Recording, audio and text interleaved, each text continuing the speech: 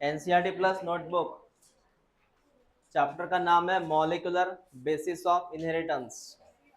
Molecular basis of inheritance. यहाँ से कम 3 या 4 क्वेश्चन आते हैं। कितने आते हैं? 3 या 4 क्वेश्चन आते हैं। एमओबी। अब ये मॉलिक्यूलर क्या है बेटा? मॉलिक्यूलर का सीधा मीनिंग है डीएनए। क्या मीनिंग है मॉलिक्यूलर का? डीएनए। और डीएनए की वजह से क्या हो रहा है अपने अंदर? क्या हो रहा है? इनहेरिटेंस हो रहा है। तो मॉलिक्यूलर का मतलब है डीएनए, इसका और एक मीनिंग है आरएनए, और उसकी वजह से अपने अंदर हो रहा है इनहेरिटेंस। ओके, ये फर्स्ट पैराग्राफ है, ओपन करो इसको। फर्स्ट पैराग्राफ को ओपन करो। देख बेटा, उस समय मेंडल जी अलग अलग एक्सपेरिमेंट कर रहे थे। पी प्लांट के ऊपर एक्सपेरिमेंट कर रहे थे। कैरेक्टर F1 में आ रहे थे, फिर F2 में कैरेक्टर आ रहे थे। मेंडल जी को एक चीज ऑब्जर्व हुई थी, और मेंडल जी ने बोला था कि कुछ तो भी जा रहा है नेक्स्ट जनरेशन में। उस कुछ तो भी को उन्होंने फैक्टर बोला था। क्या बोला था? जो फैक्टर उन्होंने बोला था, इस फैक्टर को हम आज की तारीख में क्या बोलते हैं? जीन्स। ठीक है बेटा, मतलब मेंडल को पता था एक पीढ़ी से दूसरे पीढ़ी में जो जा रहा है उसको तू क्या बोलेगा? फैक्टर। क्या? फैक्टर। ये मेंडल जी की सोच थी, क्योंकि उस वक्त रिसर्च इतना डेवलप नहीं हुआ था। लेकिन उसके 100 साल बाद, मेंडल जी के 100 साल बाद ये बात पता चली, ये बात पता चली इन्वेस्टिगेशन से, कि वो जो भी था, जो जा रहा था एक पीढ़ी से दूसरी पीढ़ी में, वो एक्चुअल में वो डीएनए था। वो कौन था? डीएनए था। कौन था वो? मतलब मेंडल अपने जगह पे सही थे, सिर्फ उन्होंने फैक्टर बोला, मतलब जीन्स बोला। एक्चुअल वो जीन्स नहीं, वो क्या है? पूरा डीएनए जाता है। कौन जाता है? Total DNA. पेरेंट्स से हमारे अंदर टोटल डीएनए जाता है। क्लियर हुआ मैंने क्या बोला? फिर डीएनए और जीन्स में फ़र्क क्या है सर? बेटा डीएनए और जीन्स में फ़र्क ये है कि अगर ये डीएनए है, मैं फ़र्क समझाता हूँ तुझे, बात इधर ध्यान दे तू। फ़र्क क्या है समझ ले। ये पीले कलर का होता है क्रोमोसोम। बेटा पीले कलर में कौन? क्रोमोसोम। पीले कलर में कौन? क्रोमोसोम। इसके ऊपर हरे कलर के, हरा कलर जो इसके अंदर है, इसका नाम डीएनए होता है। क्या है इसका नाम? जो हम इसको ऐसा भी ड्रॉ कर सकते हैं, जो हेलिकल फॉर्म में आता है इससे। ये डीएनए है बेटा। और इस डीएनए के ऊपर एक कोई छोटा सा सेगमेंट रहता है। एक छोटा सेगमेंट रहता है डीएनए के ऊपर, जो एक्सप्रेस करता है खुद को। हाँ, इसको तू क्या बोलेगा? जीन। तो मेंडल ने क्या बोला था? दूसरे पीढ़ी में क्या ट्रांसफर होता है? जीन।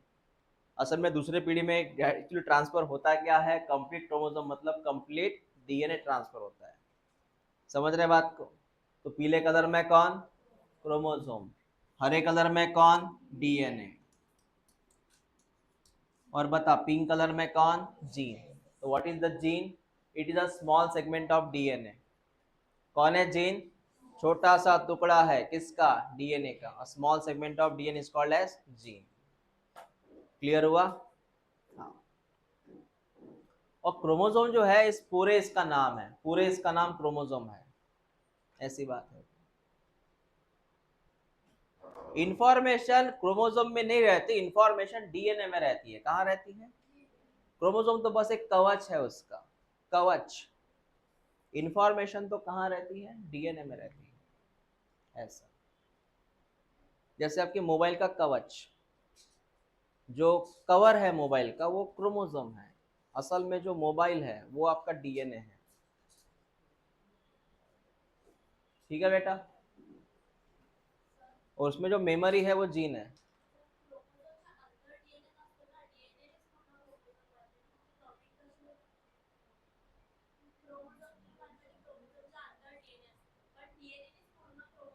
हो बरोबर आहे, बरोबर आहे।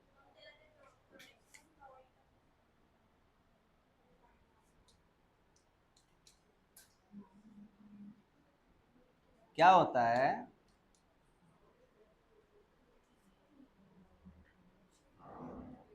एक स्ट्रक्चर पढ़ेंगे हम, एक स्ट्रक्चर पढ़ेंगे क्रोमोसोम का। मेरे ख्याल से स्ट्रक्चर पढ़ा है कि नहीं पढ़ा है? पढ़ा है, सेल वाले चैप्टर में।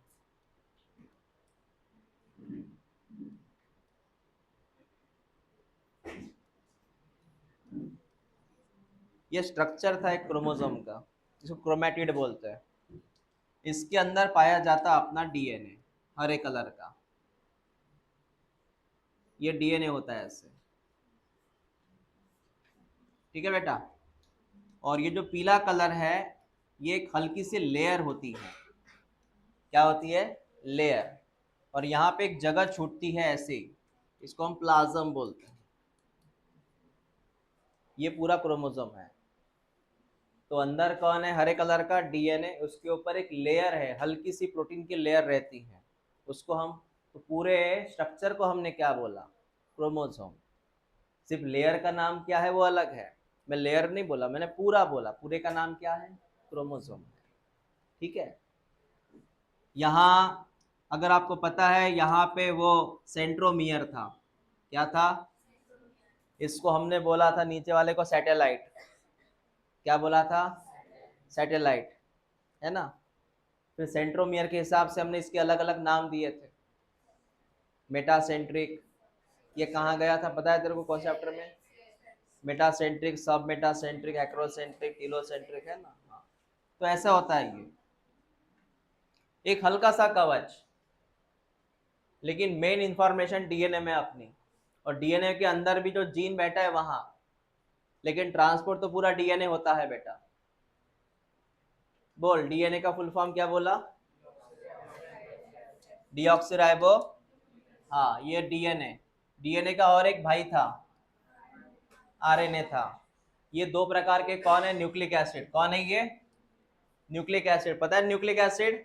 तो न्यूक्लिक एसिड दो प्रकार का होता है, एक का नाम क्या बोला मैंने? डीएनए। एक का नाम क्या बोला? आरएनए, ठीक है। लेकिन हमारे अंदर जो जेनेटिक मटेरियल है, हमारे अंदर जो बॉस है अपना, अपने सेल का जो बॉस है वो डीएनए है, वो आरएनए नहीं है हमारे अंदर। अब मैं एक फर्क समझाता हूं दोनों का, समझ ले बेटा फर्क क्या है। अगर कोई जैसे ह्यूमन है या कोई और एनिमल या प्लांट्स, हमारे अंदर जो बॉस है जेनेटिक मटेरियल वो कौन होगा? डीएनए। कौन है जेनेटिक मटेरियल? तो ये होता है जेनेटिक मटेरियल। और हमारे अंदर नॉन जेनेटिक मटेरियल कौन होता है? आरएनए। कौन होता है? आरएनए। मतलब आरएनए एक असिस्ट रहता है, हेल्पर होता है, जस्ट ये जस्ट हेल्पर होता है और कुछ नहीं होता। इसका काम है मैसेज इधर से उधर लेके जाओ, लेकिन मेन डिसीजन ये करता है, मैनेजर ये है, बॉस ये है।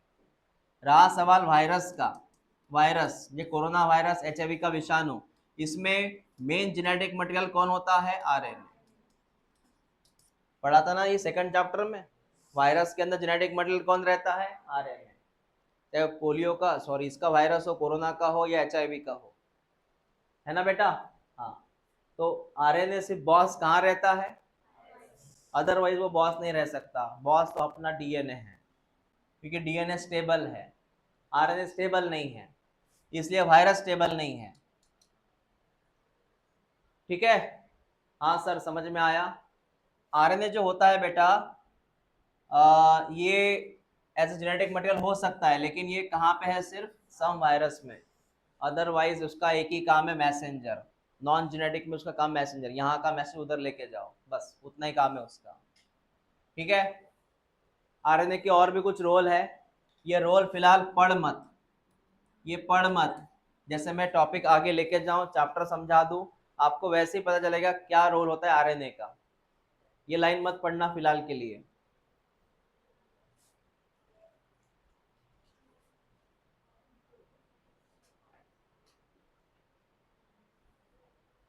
ठीक है, मैं आपको शॉर्ट में समझाता हूँ, जितना समझ में आता है उतना समझो, नहीं तो फिर आगे है ही वो। आरएनए का पहला रोल है एडेप्टर। What is adapter? इसका मतलब होता है कनेक्टिविटी। देख, एडेप्टर का मतलब है कनेक्टिविटी। सर कैसे? जैसे एक आरएनए है जिसका नाम है टीआरएनए। कौन सा आरएनए? कौन सा आरएनए? टीआरएनए। और टीआरएनए के ऊपर यहाँ पे एक टेल होती है, इसको ज्वाइंट रहता है बेटा अमाइनो एसिड। कौन ज्वाइंट रहता?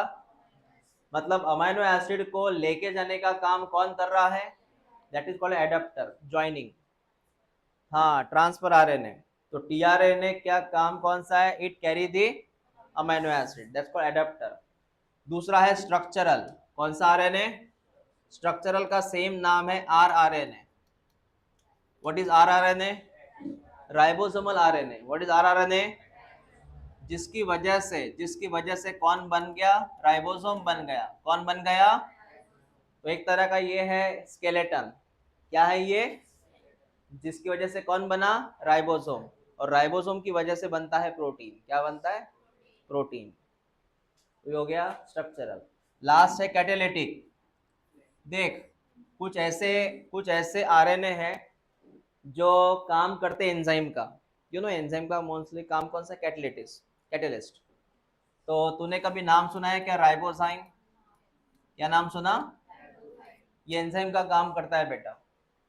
तो ऐसे अलग अलग काम है इनके, ऐसे इनके अलग अलग काम है।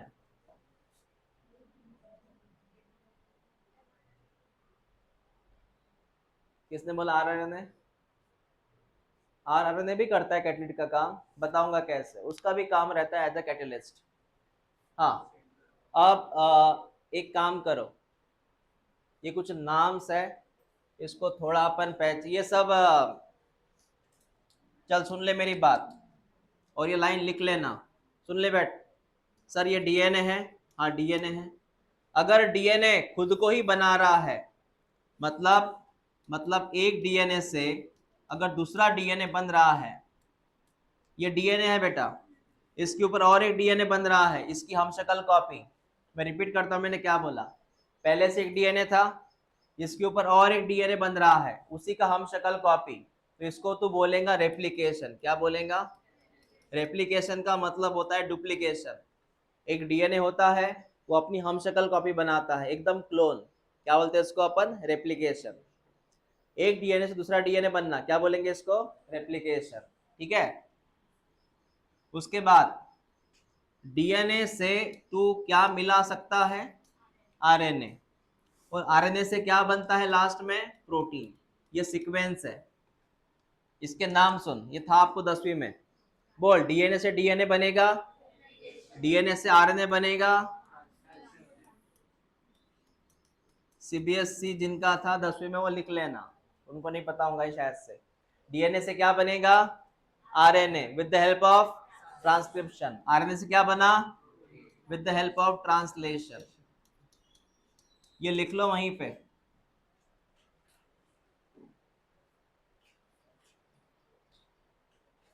पढ़ना है हमें, रेप्लिकेशन पढ़ना है, ट्रांसक्रिप्शन पढ़ना है, ट्रांसलेशन पढ़ना है बेटा, ये सब पढ़ना है।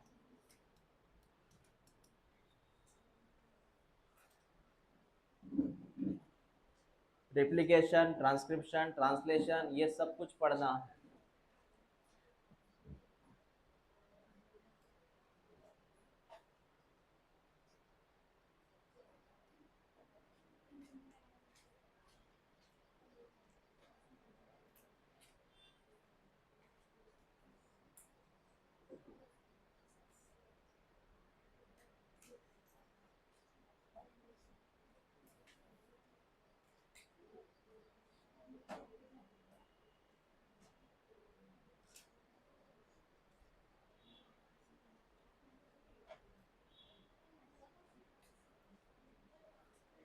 हो गया क्या? क्लियर है? ओके। तो सब समझ में आया कि ये क्या होता है एक्चुअल में।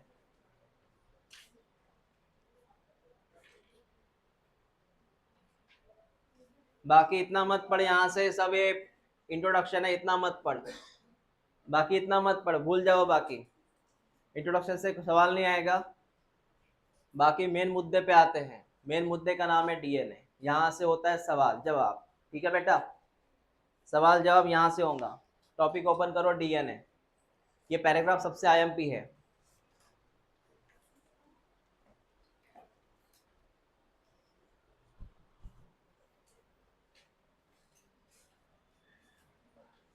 डीएनए।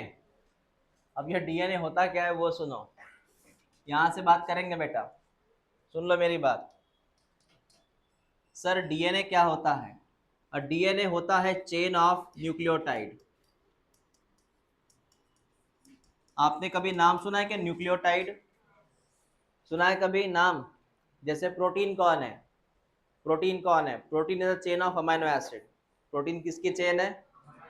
वैसे ही the chain of nucleotide, nucleotide nucleotide ऐसे ढेर सारे न्यूक्लियोटाइड, इसकी जो चेन है इसको मैं बोलूंगा डीएनए। तो बता डीएनए कौन है? Polymer of D oxy ribo nucleotide, इसी का नाम है वो। ये यन दिख रहा है बेटा, इसी का नाम है D oxy ribo nucleotide.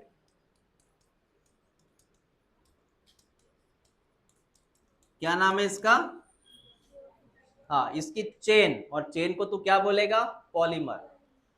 So polymer of what? The polymer of deoxyribo, such a chain is called as the DNA. कितने बच्चे जिनको नहीं पता व्हाट इज न्यूक्लियोटाइड? कुछ ना कुछ पता होगा न्यूक्लियोटाइड के बारे में, बताऊंगा मैं, डोंट वरी। फिलहाल इतना माइंड में भर लो, कोई है एक न्यूक्लियोटाइड करके चीज, पढ़नी हमें आगे वो, इसकी स्ट्रक्चर भी देखेंगे उसका क्या होता है। ठीक है, now the length of DNA is defined as the number of nucleotide। सुन ले मेरी बात, देख बेटा, इसमें है 4 न्यूक्लियोटाइड, इसमें है 1 2 3 4 5 न्यूक्लियोटाइड, इसमें है 3 न्यूक्लियोटाइड। हर एक की लेंथ अलग अलग है। मैंने क्या बोला, मैं रिपीट करता हूं, the length of DNA decide the how many nucleotide is there. इसमें कितने न्यूक्लियोटाइड? 4, उसके हिसाब से इसकी लेंथ इतनी है। इसमें कितने न्यूक्लियोटाइड? लेंथ इतनी है, मतलब ये ए से बड़ा है, समझ रहे बात को? और उससे छोटा कौन है? कितने न्यूक्लियोटाइड? 3। जैसे फूल डिसाइड करते, फूल उस वो हार कितना बड़ा है, जितने ज़्यादा फूल उतना बड़ा हार होगा। मैं सिर्फ रस्सी की बात नहीं कर रहा, है ना, पूरा उसमें फ्लावर ही फ्लावर होने चाहिए। तो जितने फूल उतना बड़ा हार, जितने मोती उतना बड़ा हार, तो जितने न्यूक्लियोटाइड उतना बड़ा कौन? डीएनए। तो which one is longest DNA?